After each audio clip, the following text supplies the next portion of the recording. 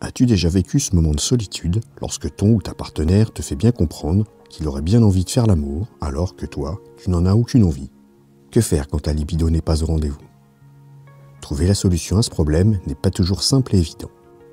Mais avant toute chose, il me semble important de comprendre pourquoi la panne de libido survient. Cela t'intéresse aussi, si ce n'est pas toi qui es touché, mais ton ou ta partenaire. Bonjour à toi, tu es bien sur la chaîne Harmonie des Corps. Cette chaîne t'est particulièrement destinée si tu ne te sens pas pleinement satisfait de ta sexualité ou de la sexualité de ton couple, ou bien encore si tu souhaites apprendre davantage autour du sexe et du couple. Je t'invite alors à t'abonner à la chaîne et à t'inscrire gratuitement à la newsletter en allant sur harmoniedescorps.fr, donc harmoniedescorps tout attaché.fr, pour recevoir toutes les semaines des compléments d'informations sur l'article de fond qui paraît tous les vendredis. Et en plus, tu as le droit à un bonus. Avant d'entrer dans le sujet, il me semble indispensable de définir le mot libido. Bien souvent, il est employé un peu à toutes les sauces, si je puis dire. Donc, que signifie le mot libido pour toi? Quel sens mets-tu derrière? Allez, je te laisse quelques secondes pour y réfléchir. Bon, je te délivre tout de suite. La libido a été introduite par Freud pour décrire un état psychanalytique. Pour lui, c'est une énergie psychique qui va trouver sa source dans la sexualité et dans l'amour. Pour Freud, chacun de nous peut investir sa libido sur sa propre personne, ou bien sur un objet, ou encore sur un autre individu. C'est une énergie relative à la pulsion sexuelle. D'un point de vue biologique, on assimile la libido à l'instinct sexuel. C'est donc plutôt un terme lié à la copulation, acte sexuel pur, ou à la reproduction, amour et acte sexuel. Pour finir, en littérature, le terme est souvent employé avec une nuance ironique pour accentuer alors le désir sexuel. En tant qu'adjectif, libidineux ou libidineuse, c'est encore plus péjoratif quand il est associé à une personne.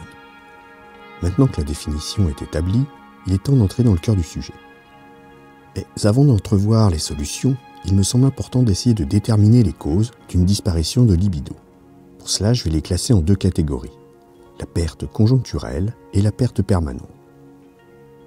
La perte conjoncturelle ou temporaire, dans cette catégorie, la perte d'envie sexuelle est souvent causée par un événement survenu plus ou moins brutalement. Je peux citer le deuil, la maladie, une rupture, la dépression par exemple. Dans chacune de ces situations, c'est une cause externe qui va venir influencer ton désir physique. Les émotions détournent alors l'énergie sexuelle vers un autre échappatoire quand ce n'est pas l'état général du corps qui s'affaiblit aussi. La maladie, par la fatigue et l'inquiétude, va anéantir l'énergie sexuelle et détourner la pensée vers une espérance de guérison. Dans ces moments, le corps concentre ses ressources pour tenter sa propre régénération. Ce n'est donc pas le moment pour lui de tenter de disséminer la vie, même si, psychiquement, cela peut être très bon pour la guérison.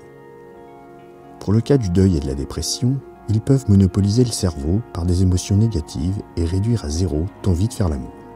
Le chagrin est en effet un puissant anesthésiant. De plus, il a l'inconvénient de faire entrer dans une spirale infernale qui va s'éterniser. Il est important de se faire aider si l'on voit que la situation perdure. Au-delà de 3 mois, il devient important de consulter pour se faire aider. Les ruptures amoureuses peuvent être totalement castratrices pour certaines personnes. En réduisant à zéro son amour-propre, la perte d'appétit sexuel devient une réalité tant que le désir de l'individu perdu demeure. Cependant, pour passer à autre chose, il faut réussir à se débattre des liens mentaux et physiques qui nous lient. C'est un processus long. Dans le cas de la panne de libido permanente, il existe aussi des cas où le désir sexuel n'a jamais été présent. Tu n'as jamais alors ressenti ni durant ton adolescence ni durant ta vie d'adulte d'envie ou d'attrait pour le sexe. Tu arrives d'ailleurs très bien à t'en passer. Tu n'as pas l'impression que c'est une gêne dans ta vie. En réalité, la gêne provient lors de rencontres amoureuses. Car oui, tu peux bien sûr connaître l'amour, sans nécessairement ressentir une envie de passage à l'acte. En couple, tu vas alors par devoir te soumettre à l'autre et pratiquer parfois, en réalité le moins possible, une activité sexuelle. Celle-ci te semble au mieux sans réel intérêt, au pire fortement désagréable. Ce n'est jamais toi qui prends l'initiative, d'ailleurs tu n'en comprends même pas la raison. Mais peut-on réellement parler de panne pour ce manque de désir permanent?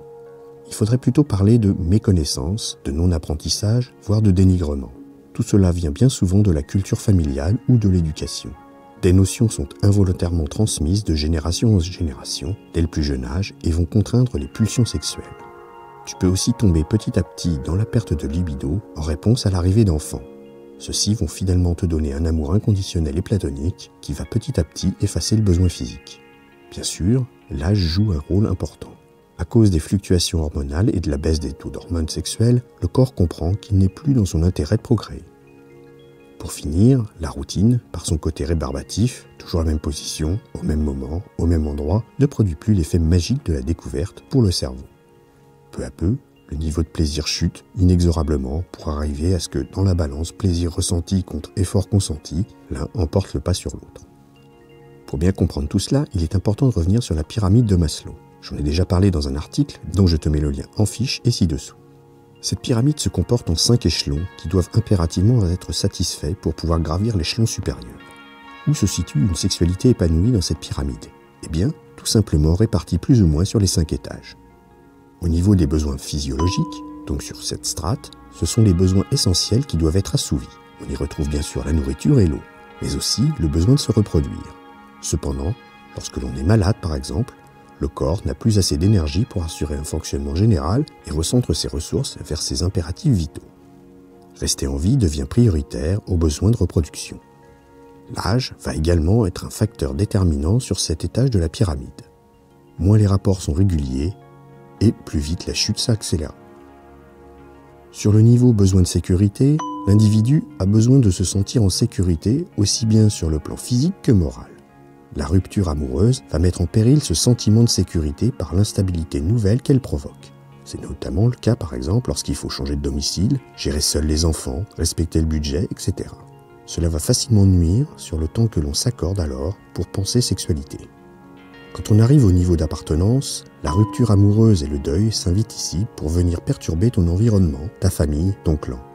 La solitude forcément n'encourage guère à t'extérioriser et s'autoriser des envies sexuelles fortes, car il n'y aura pas de cible vers lesquelles projeter ce besoin. Avec l'arrivée d'enfants dans le couple, il arrive parfois que l'on se focalise plus sur les enfants que sur le couple, car il a besoin d'être protégé et surveillé tout le temps. On invite même le berceau dans la chambre parentale, voire pire, l'enfant dort dans le lit entre ses parents. Au niveau du besoin de l'estime, la dépression par son côté dépréciation de soi va également précipiter la chute de la libido. Quand on a du mal à s'aimer, comment pouvoir accepter que d'autres puissent le faire? C'est aussi le cas de la rupture. On voit qu'elle joue sur plusieurs niveaux, c'est pour cela qu'il faut du temps pour se reconstruire petit à petit. Je placerai également la routine à cet échelon, par le plaisir ressenti qui n'existe plus ou presque plus. On ne s'estime plus assez alors pour faire l'effort de passer à l'acte. Et pour finir, sur le besoin de s'accomplir, c'est bien souvent à cet étage que sont bloquées les situations de manque par libido permanente. Par culture, bien souvent, mais cela peut être aussi suite à un trauma qui n'a jamais été réparé. L'envie ne naît pas, souvent par rejet inconscient. Celui-ci joue un rôle capital en tant que frein à la libido. Maintenant que tu connais les différentes causes, et pour ne pas non plus allonger extraordinairement cette vidéo, nous verrons dans la prochaine vidéo quelles peuvent être les solutions. Il en existe plusieurs qu'il faut adapter aux problématiques de chacun et chacune. Alors reste connecté en t'abonnant. Merci d'avoir écouté cette vidéo.